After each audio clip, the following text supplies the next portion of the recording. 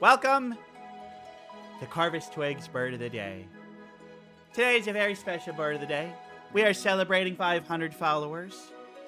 And because we are celebrating something, that means that today's Bird of the Day is a corvid. That's right, folks, we got a corvid today. Am I doing a crow? Nah, I'm not doing a crow. Am I doing a raven? Nah, I'm not going to do a raven. Oh, perhaps a rook or a chuff? One of those? No, not going to do any of those. Magpie? Nah, it's not a magpie. It is a jay. Specifically, Steller's jay. Look at this little jay. Little black and blue birds. You know, all bruised and stuff. Kill a little Steller's jay. It's not a Steller jay, it's Steller's jay. Belongs to Steller, apparently. Yeah, they're cute little birds, cute little corvids. Look at those little guys. Look at them with their little beaks. It's probably a mating pair right here. Which one's a male? Which one's a female? Dunno! They're not sexually dimorphic. We can't tell. So they are about 12 to 13 inches long. With about... Oh my goodness! About the bird. We got our bird. We got our TV. We got our TV. Thank you so much for their raid. Welcome, Archie. Archie was my guest last week. Great to see you again, Archie. You're here just in time for Bird of the Day. We're telling you about Steller's jay today. Steller's jay being a bird that's 12 to 13 inches long with a 17.5-inch average wingspan, weighing 3.5 to about, just under 5 ounces. Oh my goodness, look at these little birds. Very beautiful. Now, you may wonder, it's like, well, how does that compare in size to a blue jay? Pretty much exactly the same. They're pretty much exactly the same as a blue jay. They live about up to 16 years. I couldn't find their average lifespan. 16 years was the oldest wild one ever recorded. But I think you can say that, between 8 to 10 years is probably going to be the pretty average lifespan. But yeah. Yeah, exactly. But yeah, Steller's jay is, you're right, they are kind of like opposites of blue jays, where blue jays have white, Steller's jay have black. As you can see, they are a North American bird, also going down a bit into Central America there. But you're going to find them basically in the Rocky Mountains and to the west of the Rocky Mountains and, dipping down into Mexico, little bits of Honduras and Guatemala there. So, yeah. Kind of a westernly bird. And as you can see, they're passerine, of course, Corvidae. Now, the genus Cyanocida contains 2 species. That would be the Steller's jay and the blue jay. How about that? They are the only 2 birds in that particular genus. So no, jays are not actually a genus of their own, because they're all part of the family Corvidae. But you don't, when breaking it down into jays is really kind of more of a vibes, thing. Obviously Corvus is going to be all your crows and ravens, but jays are actually split into several different genuses, often depending kind of on what part of the world they're in. But I think that's interesting. There is no single jay genus. There is no single magpie genus. There is a single genus for rooks and chuffs and crows and ravens and stuff like that. Oh, there are so many other jays, cannon fodder. There's like 50 jays. There's a lot, mostly in Eurasia and a cardinal. Hasio, how dare you? A cardinal is not a jay. A cardinal is not a corvid. Just because you got a crest, just because jays got crests and cardinals got crests. Come on. It's just that. Let me tell you a little bit more. Now, these little fellers, they love to live in pine forests. They love pine trees. That's why they build their nests there. Not always, but almost always, the nests are built in a pine tree. Or a conifer. Could be a fir, a spruce. I don't know the difference. I'm not a botanist. I don't know trees. Interestingly, they use very small twigs and a lot of mud. Apparently, it's not that common for jays to build their, and other corvids to build their nests with a lot of mud, but they like a lot of mud. They're going to have 2 to 6 eggs in every clutch, and they're only going to do that once a year. The females are going to be the ones doing pretty much all the incubation, but that doesn't mean the male's not doing some work. She gets to sit on the nest all day. He gets to go grab food, and he's going to bring her food in the nest so she doesn't have to leave. So yeah, he's like her own personal DoorDash driver. That's pretty nice. It's pretty nice.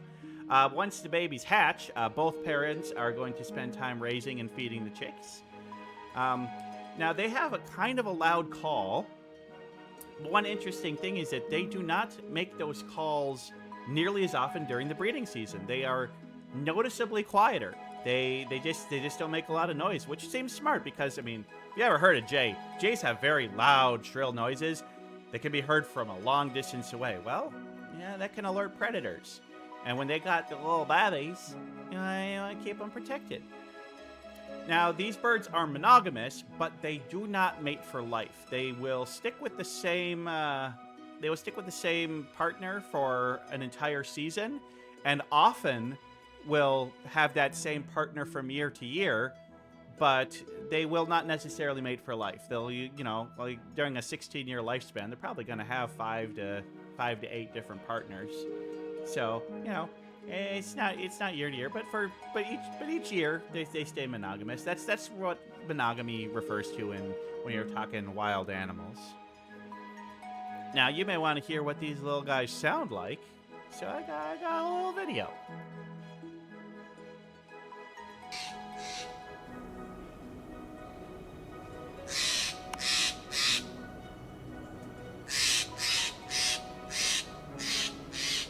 Kind of a shrill.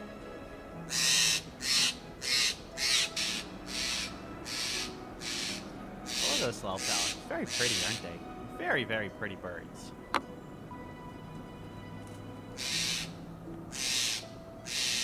Yes, I agree. It is, yeah. It does sound like many other corvids, but much higher pitched. But lower pitched. Okay, that was a sound alert. That was not. Yeah, lower pitch than a blue jay, but yeah, still much higher pitch than a lot of other ones. But yeah, so.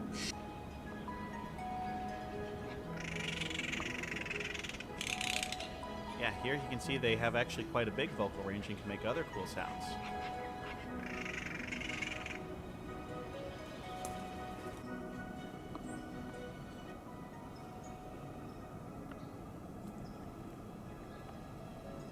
Look at that little guy sitting on a branch, perching, as perching birds are prone to do. Okay. Well, these guys, like pretty much all corvids, are omnivorous. About 2/3 of their diet is going to be plant-based, so nuts, berries, all those kind of lovely, tasty things. I think he's bad cameraman. And then the other third is going to be meat products. But by meat, I mean like insects, bugs. They might eat some very small frogs or lizards or something like that. But for the most part, their meat intake is going to be insects. So, tasty, tasty bugs. But they are kind of opportunist. And when, in suburban areas, they'll, leave out your french fries or your shawarma. They might grab a bit. Tasty, tasty. Yeah, corvids are just known for being able to eat just about anything, and that's what they're going to do. One thing that they do is that they're very good at taking food, and they have actually there's a little pouch in their throat called a crop, and they can store food in there, quite a lot of food.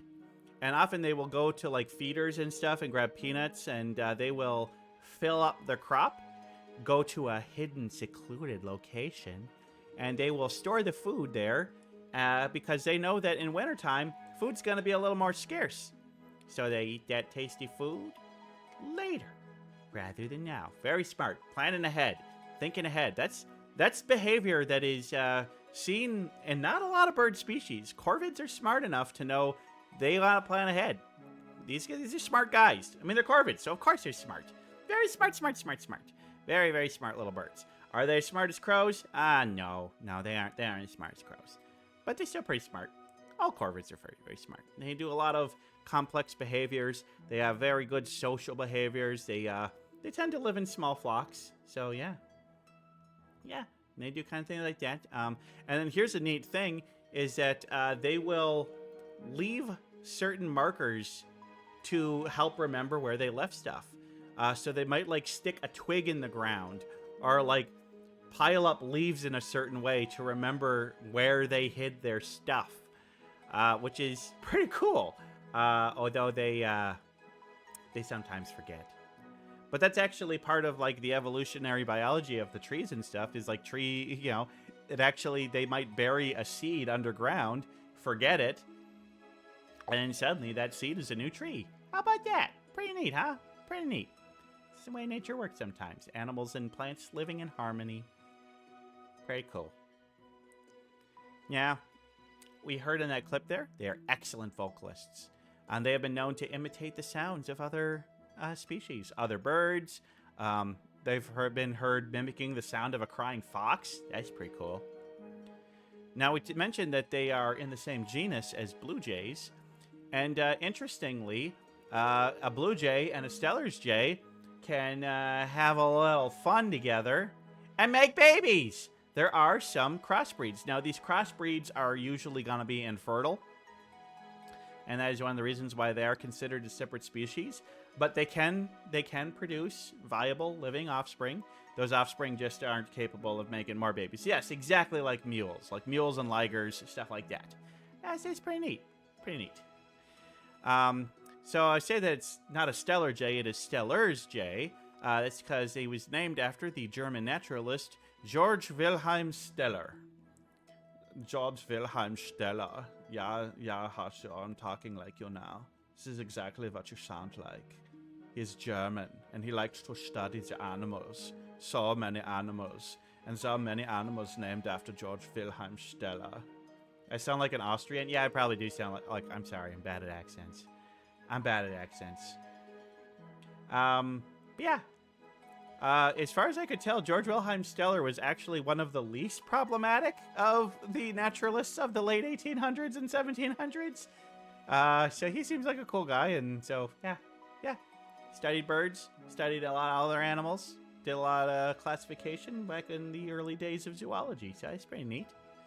And well, much like United States has state birds, so do the different provinces of Canada, and the provincial bird of British Columbia, where old Vancouver is located, they have nominated and selected the Steller's jay to be the provincial bird of BC. So that's pretty cool.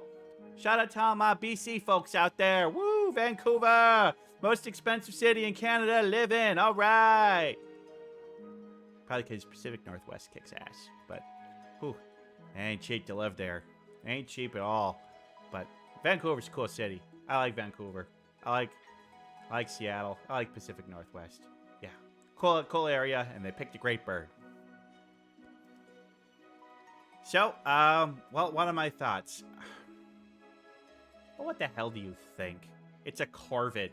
What else do I need to say? It's a corvid. They're awesome. They're wonderful. They're so sweet looking. I'm gonna say I still think I prefer the look of the blue jay over the Steller's jay. I'm gonna have to give the blue jay the edge on this one. But I mean, come on. Cute little corvid friends. They're awesome little guys. We like them. Any interesting birds that tangle with Venus flytraps? Just me, as far as I know. Yeah, pretty much just me.